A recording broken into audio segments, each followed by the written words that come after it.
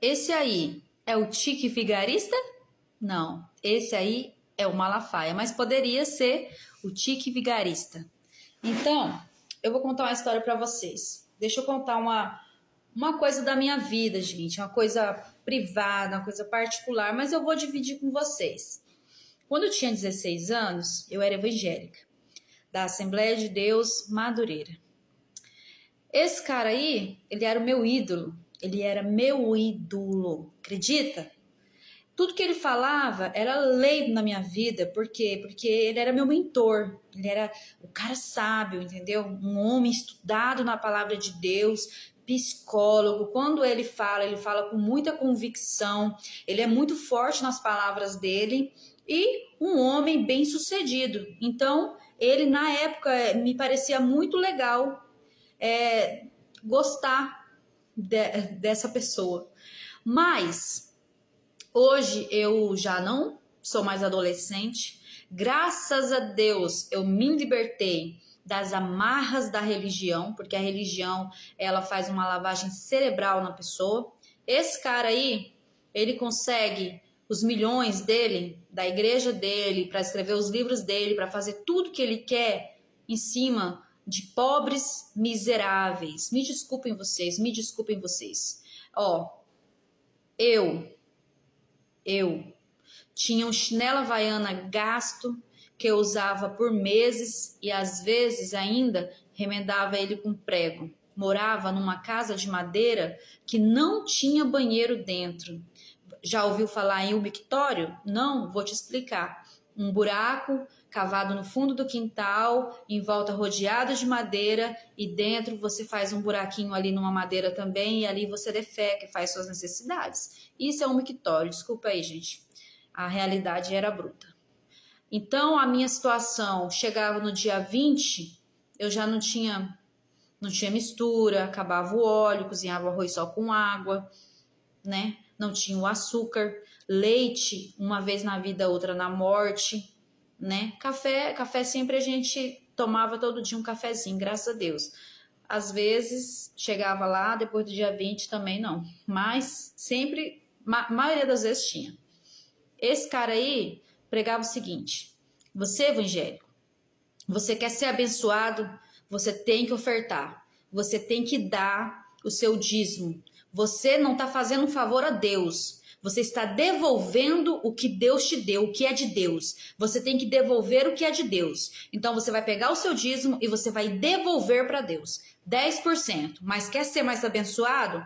Você vai dar sua oferta. Quer ser amaldiçoado? Então você fica aí guardando esse dinheiro para você. Você vai ser uma pessoa miserável e amaldiçoada. Era esse tipo de conceito nas pregações dele. Então eu, como uma boa cristã na época, eu morria de medo de ser uma pessoa amaldiçoada. E mesmo eu vivendo numa miséria e passando necessidade, fome, tá? Sabe, da fome não doer? Eu nem sentia vontade de comer, na verdade. Nem tinha uma época que nem dava muita vontade de comer. Eu não gostava de sorvete, eu não gostava de refrigerante, eu não gostava de comer carne, porque eu não tinha costume. Vocês acreditam? Então, nessa época, eu ouvia esse cara e o meu dinheiro eu ofertava. Engraçado, sabe o que era? Que na minha Bíblia estava escrito que a oferta, o dízimo, ela serve para ajudar os órfãos, as viúvas e os necessitados. Na Bíblia está escrito isso: órfãos, viúvas e necessitados. E eu, ouvindo as palavras dele, mesmo eu sendo uma pobre, miserável, necessitada, eu arrancava o que eu não tinha e devolvia para a igreja. Quanto que os pastores um dia chegaram de São Paulo na minha igreja e eu servindo eles com meu chinelinho bem gasto e eu com uma roupinha bem usada, com meu cabelinho despontado e no meu pé um pé rachado, um carcanhar rachado de tanto pisar na poeira, tá? Porque eu só andava de a pé e na minha cidade não tinha asfalto. Esse pastor que chegou de São Paulo fez uma pregação no final da noite. Eu pesava 40 quilos e eu tinha um bebê nos braços de 2 anos e eu amamentava. pastor que chegou de São Paulo fez uma pregação linda a noite inteira, e eu, já pronta para servir, tinha preparado a janta para os pastores que tinham chegado de fora, e ele apontou para mim, lá na plateia, e falou assim: essas irmãzinhas aí, com esses pé feio, rachado, com esses chinelinhos feios, isso daí não agrada a Deus não, tá, irmã? Isso não agrada a Deus não. Depois o seu marido fica olhando para outra varoa e a culpa é sua. Eu tive que ouvir isso do pastor. Só que não ficou por aí, foi pior. Eu era tão magra, porque a vida era difícil, igual eu contei para vocês, de passar necessidade, passar fome. Eu era tão magra, e ele falou assim: e eu tenho uma revelação para você, tá, irmã? Deus está me mostrando aqui que você tem AIDS. Você tem AIDS, irmã. Porque você precisa se consertar com Deus urgente. E aí, eu, conhecendo a pessoa que eu sou na época, sendo muito fiel a Deus, temente a Deus também, sabendo do caminho que eu andei, que nunca tinha feito nada errado na minha vida, entendeu? Me ative e fiquei orando e falando para Deus, falei assim: Deus, como que o Senhor permite um pastor vir falar tanta ladainha desse jeito aí no púlpito? Então é esse tipo de coisa que hoje me faz não ser evangélica. Quando chegou no final da noite, adivinha quem foi a serva que foi lá esquentar a janta, porque eu já tinha cozinhado a janta, esquentar a janta e servir a janta para o pastor profeta. Eu servi a janta para ele.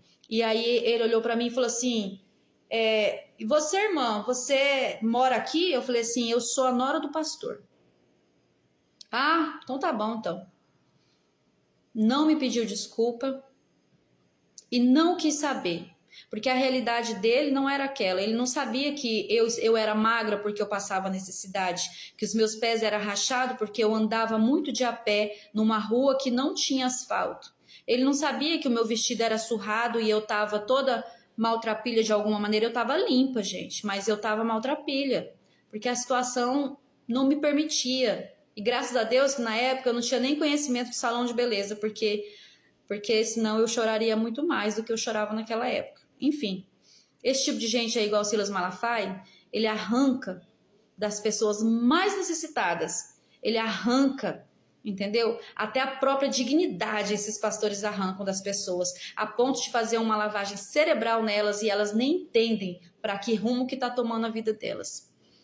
Eu espero muito que as coisas mudem, mas acredito que isso já vem de muitos anos atrás. Se os próprios sacerdotes da época foram que condenaram Jesus, como posso eu agora, nessa era, acreditar que esses sacerdotes atuais, eles podem ser diferentes? Então eu não posso acreditar. O que eu faço é guardar a minha fé para mim, dentro da minha casa, e agir conforme eu acredito que seja honesto.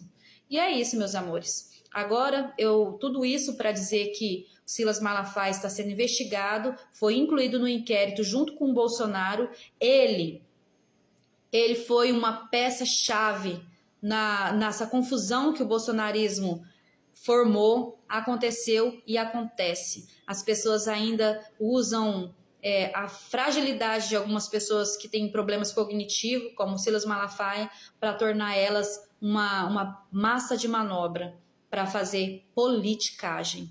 E eu espero que na investigação se descubra qualquer ato que esse cara tenha cometido que seja criminoso. E é isso, meus amores. Desculpa aí falar a minha vida, mas é só um pedacinho, tá? Graças a Deus eu melhorei bastante. Hoje em dia eu sirvo um Deus, mas dentro da minha casa. Beijos.